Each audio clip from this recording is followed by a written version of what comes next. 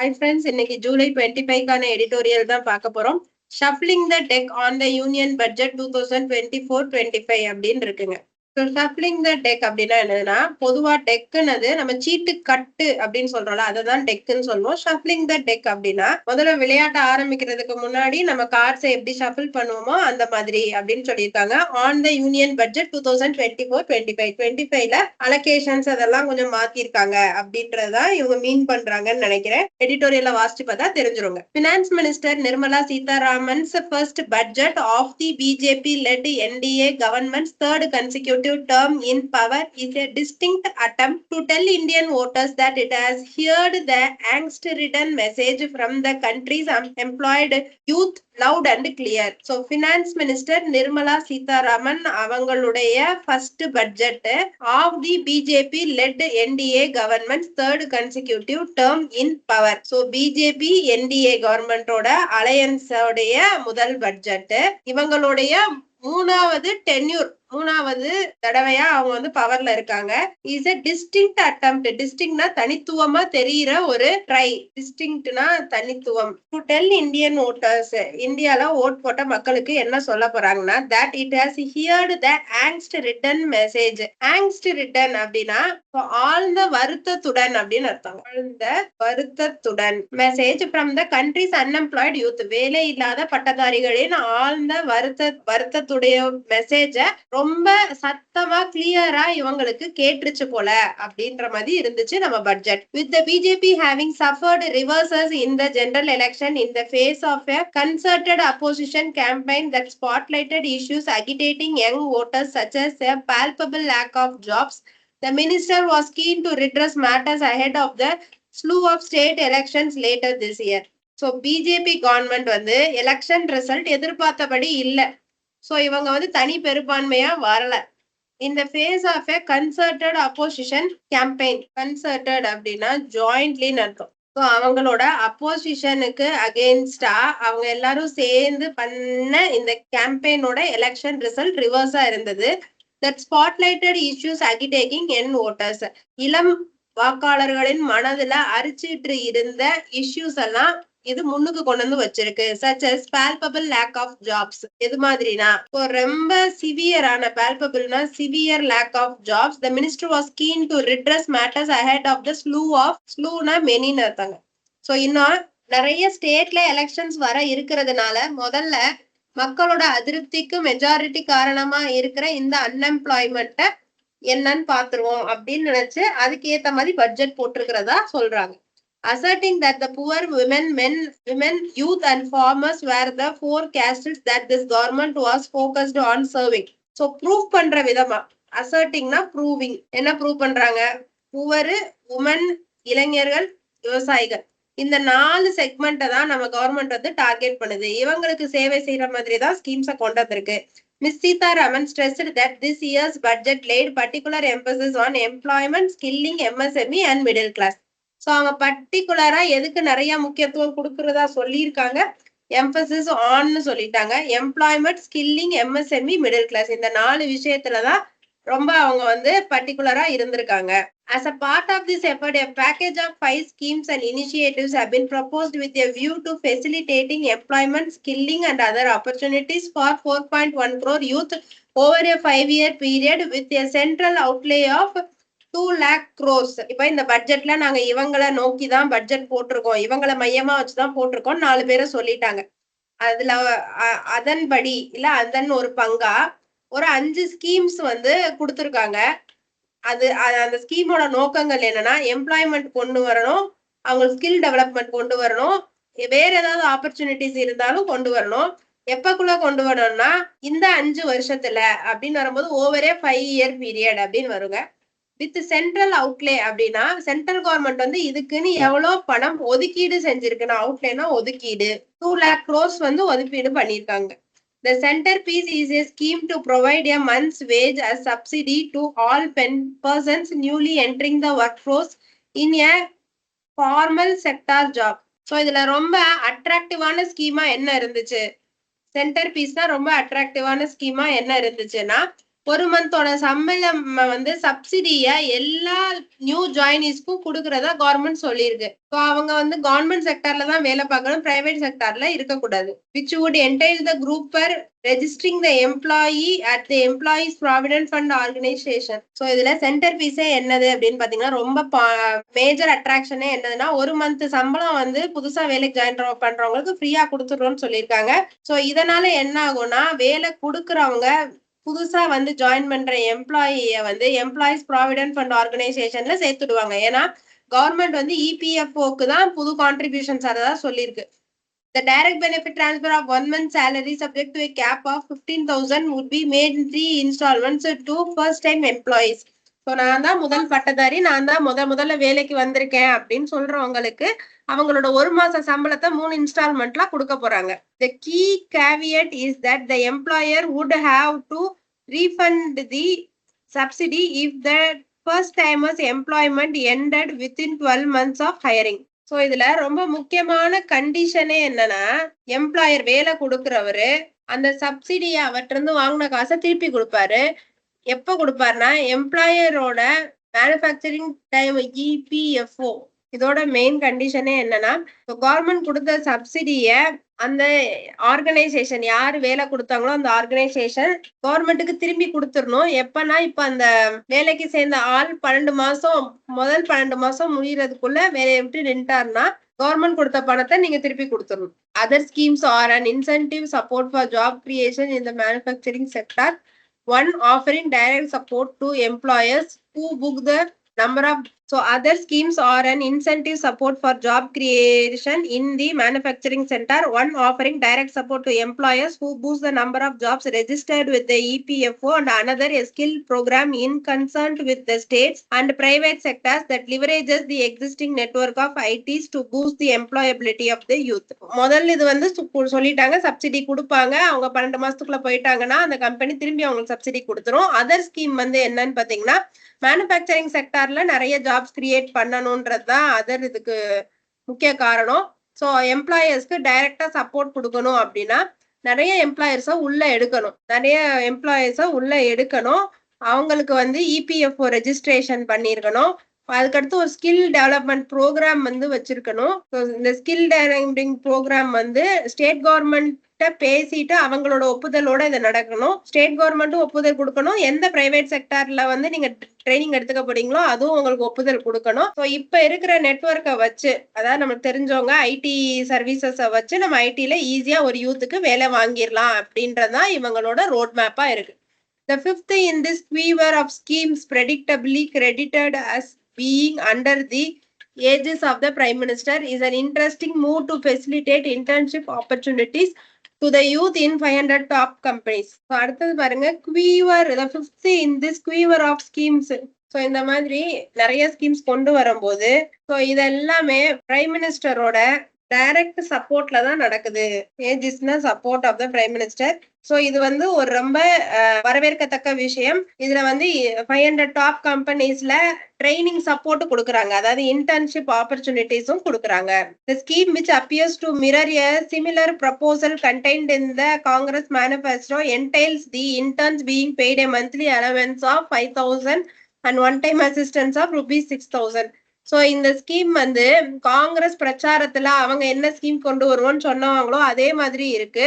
So அது வந்து இந்த ஃப்ரெஷர்ஸுக்கும் அடிஷ்னலா எவ்வளவு பணம் கொடுக்க போது, மாசம் 5,000 ரூபாயும் ஒன் டைம் அசிஸ்டன்ஸா 6,000 ரூபாயும் கொடுக்க போறதா சொல்லிக்கிறாங்க. ஸோ அடுத்தது உங்களோட 10% ஆஃப் த இன்டர்ன்ஷிப்பை என்ன பண்ணீங்க, with the participating corporates expected to bear the training cost for the full months. So எந்த கம்பெனி ட்ரைனிங் கொடுக்குதோ அது 12 மாசத்துக்கான ட்ரைனிங் சார்ஜை அவங்க தான் பேர் பண்ணிக்கணும்.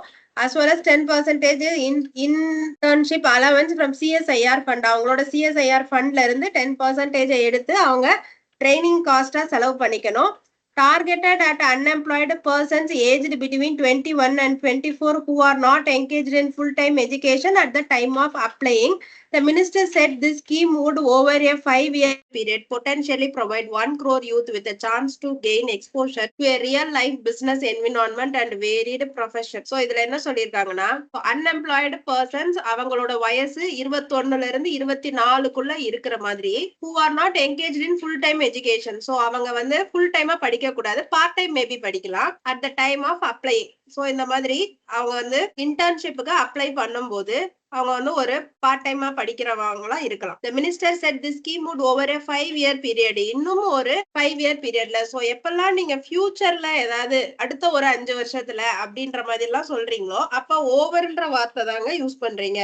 Over a 5-year period potentially ரொம்ப சக்சஸ்ஃபுல்லாவே provide 1 crore youth with a chance to gain exposure to a real life business environment and varied profession. 1 கோடி இளைஞர்களுக்கு ஒரு நல்ல வேலை வாய்ப்புக்கான ஒரு சந்தர்ப்பம் அமையும்ன்றாங்க. அவங்க வந்து ஒன்னு ரியல் டைம் பிசினஸ் பண்ணலாம், இல்ல வேற ஏதோ ஒரு வேலையை அவங்க தேடிக்கிறதுக்கோ அமைச்சுக்கிறதுக்கோ இது யூஸ்ஃபுல்லா இருக்கும். At these schemes, as all these schemes will however need to be weighed against the backdrop of the fact that India needs to on an average generate 78.5 lakh non-farm jobs annually until 2030. So நம்மளோட புள்ளி விவரங்கள் statistics என்ன சொல்லுதுன்னா நம்ம 2030 வரைக்கும் ஒரு வருஷத்துக்கு 78.5 lock நான் ஃபார்ம் ஜாப்ஸ், அதாவது அக்ரி சம்பந்தம் இல்லாத வயல்ல இறங்கி வேலை செய்யாத மித்த ஜாப்ஸ வந்து நம்ம வந்து 78.5 லட்சம் ஜாப்ஸ் வந்து நம்ம கிரியேட் பண்ண வேண்டியதா இருக்கு. சோ இந்த கிரவுண்ட வந்து நம்ம மனசுல வச்சுட்டு இந்த ரீசனை நம்ம மனசுல வச்சுட்டு தான் நம்ம ஸ்கீம்ஸ் எல்லாம் கொண்டு வரணும் அப்படின்றத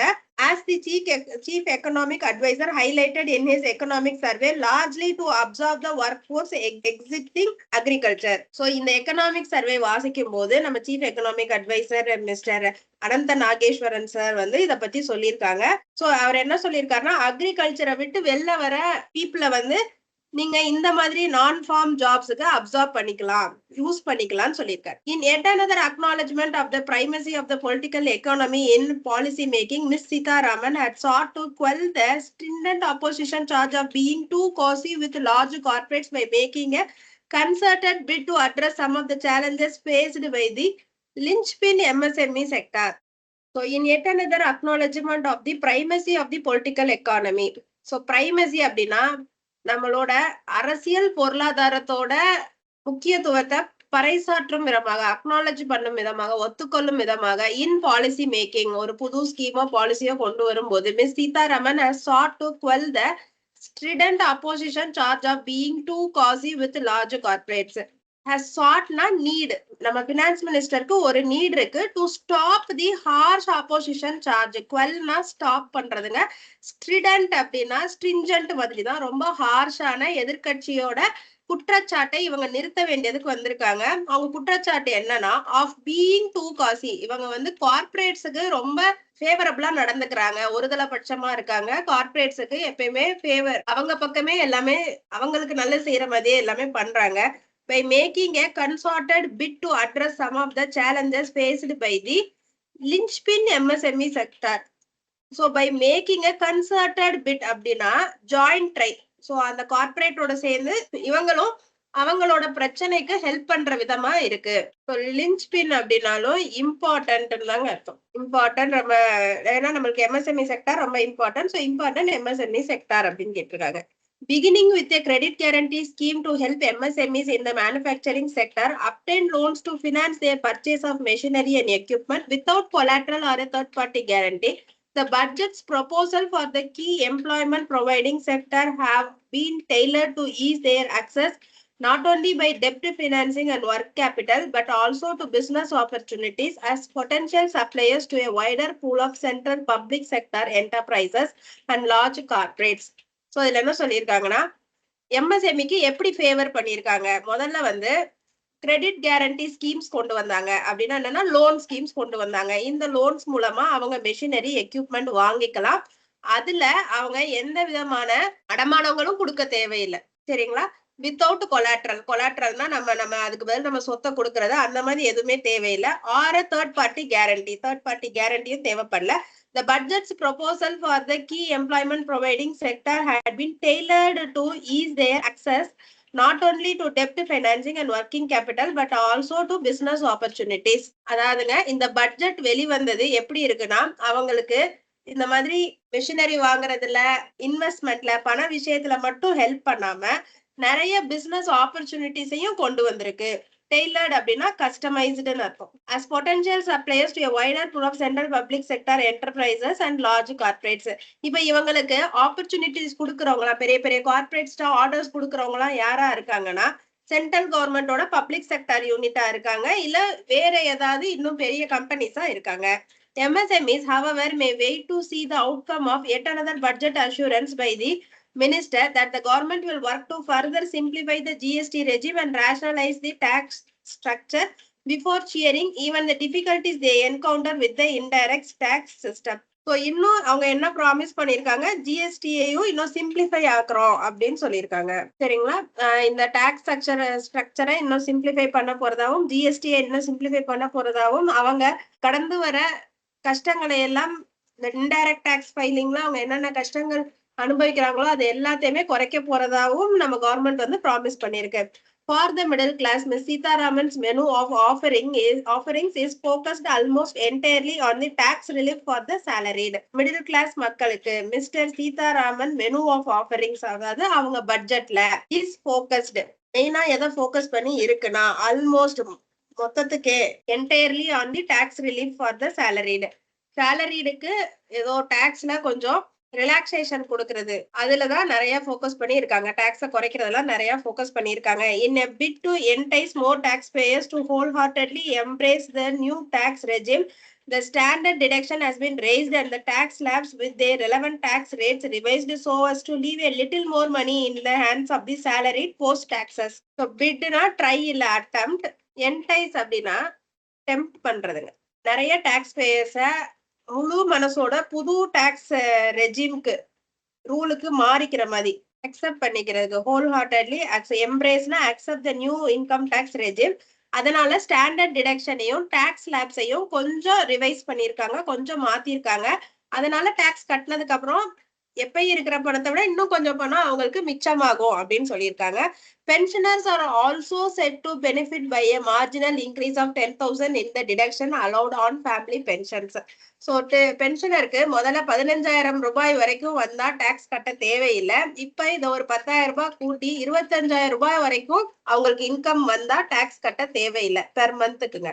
Mr. Sitharaman's budget for 2024-25 yet again sticks to the government's fiscal consolidation path with the fiscal deficit proposed to be pared to 4.9% of the GDP.